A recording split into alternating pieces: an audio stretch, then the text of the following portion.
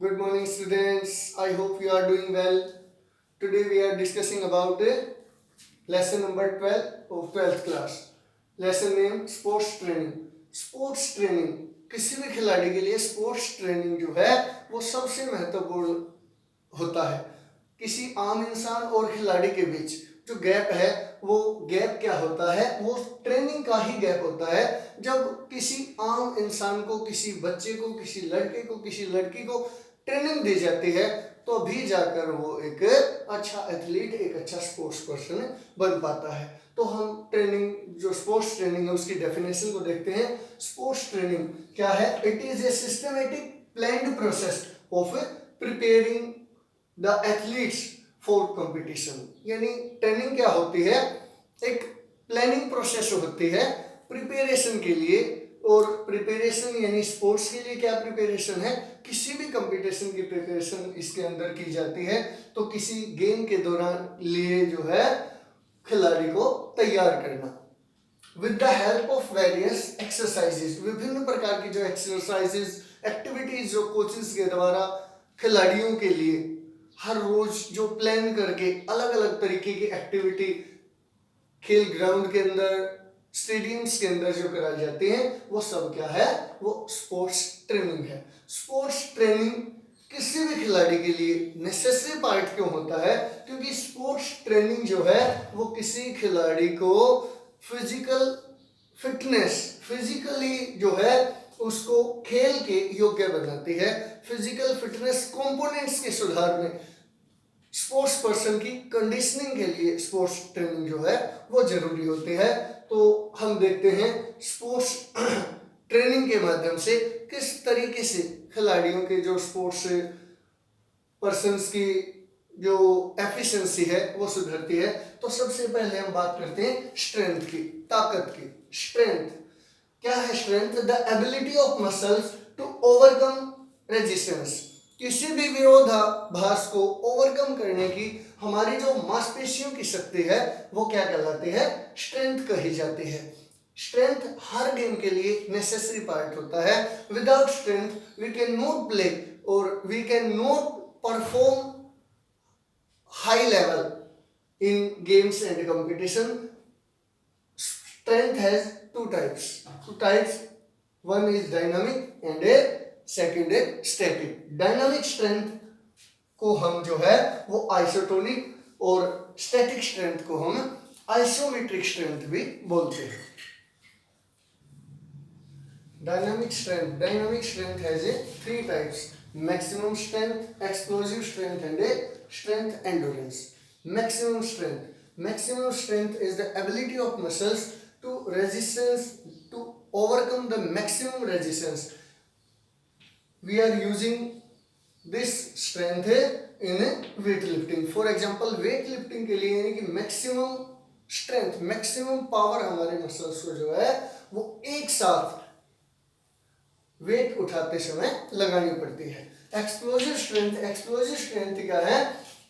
The ability of muscles यानी strength वही, dynamic strength की वही हम डेफिनेशन देंगे, लेकिन इसके अंदर क्या है? Explosive strength change the intensity of activity की तीव्रता को, एक्टिविटी की गति को चेंज कर देती है। एक्सप्लोजिव स्ट्रेंथ जैसे ही यूज की जाती है। इसका एक सुटेबल एग्जांपल हम दे सकते हैं स्प्रिंट स्टार्स के रूप में। और थर्ड इसका पार्ट है strength endurance is a mix up of strength and endurance. तो स्ट्रेंथ एंडोरेंस क्या है? मैक्सिमम टाइम तक बिना थके यानी या फिर थकावट के बावजूद, यानी ability to do work after fatigue with maximum strength is called a strength endurance.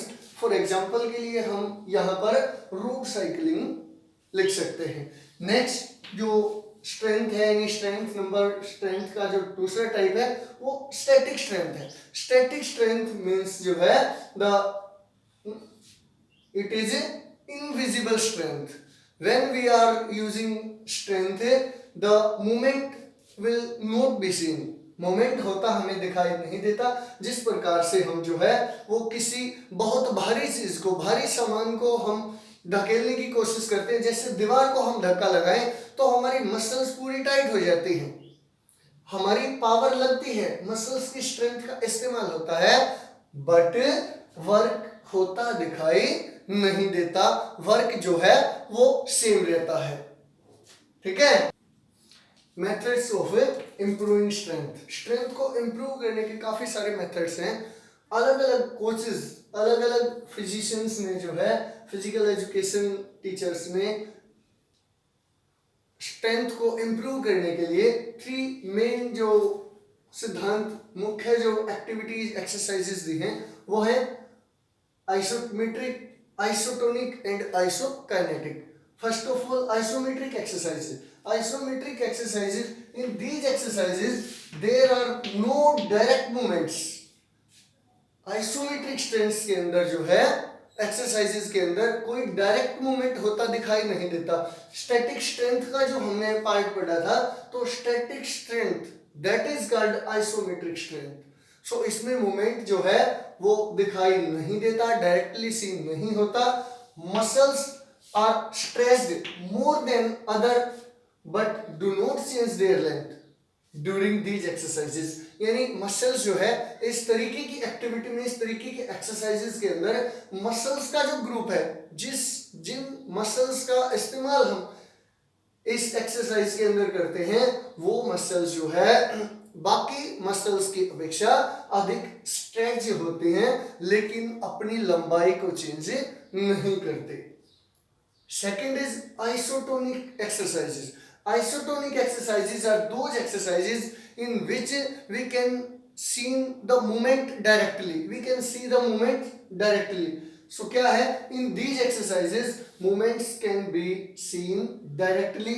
Muscles tone up, become flexible, and its length can be increased। यानी आइसोटोनिक एक्सरसाइजेस के अंदर क्या होता है, इस तरीके की एक्सरसाइज के अंदर हमारी मसल जो है वो टोन अप हो जाती हैं, और इसके साथ साथ उनकी फ्लेक्सिबिलिटी बढ़ती है और मसल की लेंथ जो है वो बढ़ जाती है। जैसे इसके एग्जांपल के लिए हम ले सकते हैं वेट ट्रेनिंग। वेट ट्रेनिंग के अंदर इस तरीके से जब हम कोई भारी वेट उठाते हैं तो हमारी मसल्स की जो है वो लेंथ बढ़ती है, चेंज हो जाती है।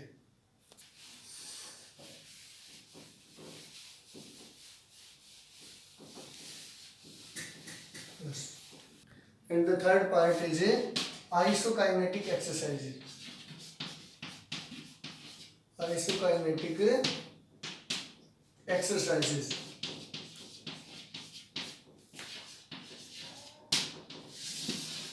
Isokinetic exercises. These are developed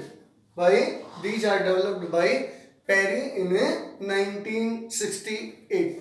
1968 में इनको जो है पेरी नामक एक फिजिशियन ने जो है वो इजाद किया था, डेवलप किया था। इस तरीके की मसल जो है एक स्पेशल विशेष तरीके के एंगुलर मोशन पर चलती हैं। इन दीज एक्सरसाइजेस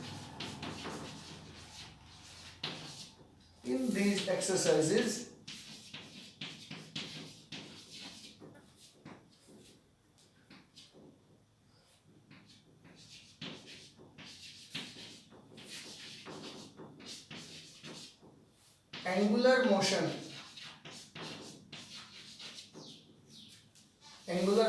और मूवमेंट।